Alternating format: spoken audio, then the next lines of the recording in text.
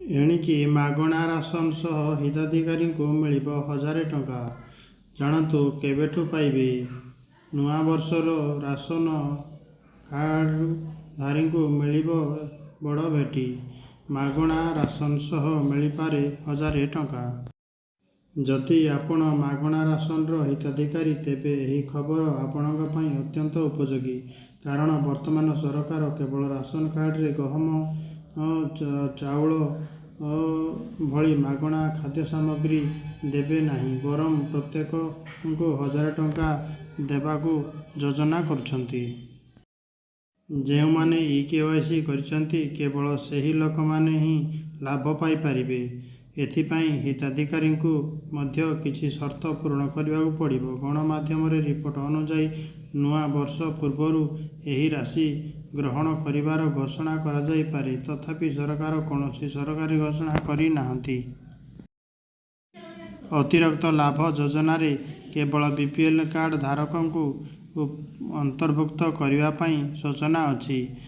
ଏହା କୁହାଯାଇଛି ଯେ ଏପରି ପରିବାର ଅଛନ୍ତି ଯେଉଁଠାରେ ରୋଜଗାର କରିବାକୁ କେହି ନାହାନ୍ତି କିମ୍ବା ସେମାନଙ୍କର ବାର୍ଷିକ ଆୟ 1 ଲକ୍ଷରୁ କମ୍। ଏଭଳି ପରିବାରକୁ ଏହି ଲାଭ ମିଳିବ। ତେବେ ବର୍ତ୍ତମାନ ପର୍ଯ୍ୟନ୍ତ କେବଳ କଳ୍ପନାଜଳ୍ପନା କରାଯାଉଅଛି। ଆନୁଷ୍ଠାନିକ ଭାବେ ଏପରି କୌଣସି ଘୋଷଣା କରାଯାଇନାହିଁ। ଆହୁରି ମଧ୍ୟ ଏହି ସହାୟତା ପାଇଁ ପ୍ରଥମେ ଇ-କେୱାଇସି କରିବାକୁ ହେବ ବୋଲି କୁହାଯାଉଛି। କାରଣ ବର୍ତ୍ତମାନ ସରକାର ଇ-କେୱାଇସି ନଥିବା ଲୋକଙ୍କୁ ମାଗଣା ରାସନର ସୁବିଧା ମଧ୍ୟ ଦେବେ ନାହିଁ। ଏଥିପାଇଁ ତଥ୍ୟ ପ୍ରସ୍ତୁତ କରାଯାଉଅଛି। ରାସନ କାର୍ଡ ଇ-କେୱାଇସି ହେଉଛି ଏକ ପ୍ରକ୍ରିୟା ଯାହା ମଧ୍ୟରେ ରାସନ କାର୍ଡ ହିତାଧିକାରୀ ପରିଚୟ ଡିଜିଟାଲ ଭାବରେ ଯାଞ୍ଚ କରାଯାଉଛି। ଏହି ପ୍ରକ୍ରିୟାରେ ରାସନ କାର୍ଡ ଧାରକଙ୍କୁ ତାଙ୍କର ବ୍ୟକ୍ତିଗତ ସୂଚନା ଯେପରିକି ନାମ, ଠିକଣା, ମୋବାଇଲ ନମ୍ବର ଇତ୍ୟାଦି ଅପଡେଟ୍ କରିବାକୁ ପଡ଼ିବ। ଏହା ବ୍ୟତୀତ ବାୟୋମେଟ୍ରିକ୍ ଯାଞ୍ଚ ଦ୍ୱାରା ଏହାକୁ ଆଧାର କାର୍ଡ ସହିତ ଲିଙ୍କ କରାଯାଇଥାଏ। ଇ-କେୱାଇସି କରିବା ପଛରେ ସରକାରଙ୍କର ଉଦ୍ଦେଶ୍ୟ ହେଉଛି ପ୍ରତ୍ୟେକ ଅଭାବୀ ଲୋକଙ୍କୁ ଏହି ଯୋଜନାରେ ସୁବିଧା ଯୋଗାଇ ଦେବା।